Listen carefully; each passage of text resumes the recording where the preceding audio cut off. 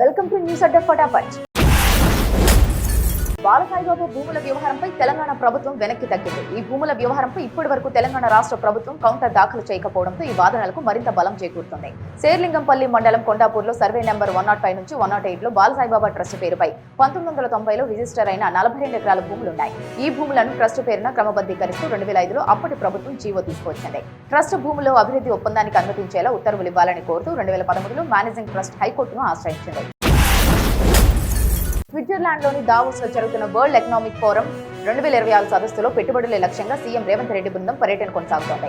బుధవారం సీఎం రేవంత్ మంత్రుల బృందం అంతర్జాతీయ కంపెనీలతో చర్చలు జరిపి సుమారు 19,500 కోట్ల రూపాయల పెట్టుబడులకు ఒప్పందాలు చేరుకున్నాయి. రజ్మీ గ్రూప్ తో 12,500 కోట్ల పెట్టుబడులకు ఒప్పందం కుదరగా దీని ద్వారా స్టీల్ తదితర పరిశ్రమలో దాదాపు 12,000 ఉద్యోగ అవకాశాలు కలగనున్నాయి. అలాగే అమెరికాకు చెందిన సర్గర్ కంపెనీతో 1,000 కోట్ల రూపాయల పెట్టుబడితో ఏవియేషన్ ఎంఆర్ఓ కేంద్రం ఏర్పాటు చేసేందుకు ఒప్పందం జరిగింది. ఈ నెల 28 నుంచి 31 వరకు జరగనున్న మేడారం సమ్మక్క సారలమ్మ మహాజాతరలో ఏఐ సాంకేతికతతో బందోబస్తు నిర్వహిస్తున్నారు తెలంగాణ పోలీసులు. 3 రోజుల పాటు జరగనున్న ఆసియాలోని ఈ అతిపెద్ద ఆదివాసీ జాతరకు సుమారు 2 నుంచి 3 కోట్ల మంది భక్తులు వచ్చే అవకాశం ఉందని అధికారులు అంచనా వేస్తున్నారు.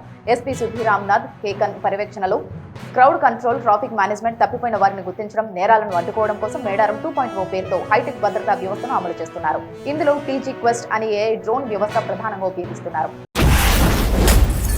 వనకచర్ల ప్రాజెక్టుపై తెలంగాణ ప్రభుత్వం కీలక నిర్ణయం తీసుకుంది. సుప్రీంకోర్టులో సూట్ వేసేందుకు కసరత్తులు ప్రారంభించింది. ఇరిగేషన్ లీగల్ సమస్యలపై న్యాయ సలహాలు తీసుకుంటోంది.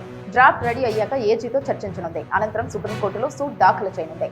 అలాగే తెలంగాణలో చేపడుతున్న సమ్మక్క సాగర్ ప్రాజెక్టు ఎస్ఓసీ తీసుకునేందుకు ప్రయత్నం చేస్తోంది. త్వరలో ఛత్తీస్గఢ్ ప్రభుత్వంతో చర్చలు జరపనుంది. ఈ విషయాన్ని స్వయంగా మంత్రి ఉత్తమ్ కుమార్ రెడ్డి తెలిపారు. ప్రపంచంలో అతిపెద్ద బీరు తయారీ సంస్థగా పేరుగాంచిన ఏబీ ఇన్బెవ్ సైతం తెలంగాణలో తమ యూనిట్ ను విస్తరించేందుకు సంసిద్ధత వ్యక్తం చేసింది. ఇవాళ దావోస్ లో world economic forum CM Revanth Reddy నేతృత్వంలోని తెలంగాణ ప్రతినిధుల బృందం AB InBev chief legal and corporate affairs officer John Blood తో సమావేశమయ్యారు. తెలంగాణలో ప్రస్తుతం 2 తయారీ యూనిట్లు నిర్వహిస్తున్న ఏబీ ఇన్బెవ్ సుమారు 600 మందికి ఉపాధి కల్పిస్తోంది. రాష్ట్రానికి కొత్త పెట్టుబడి లభించినందుకు సీఎం సంతోషం వ్యక్తం చేశారు.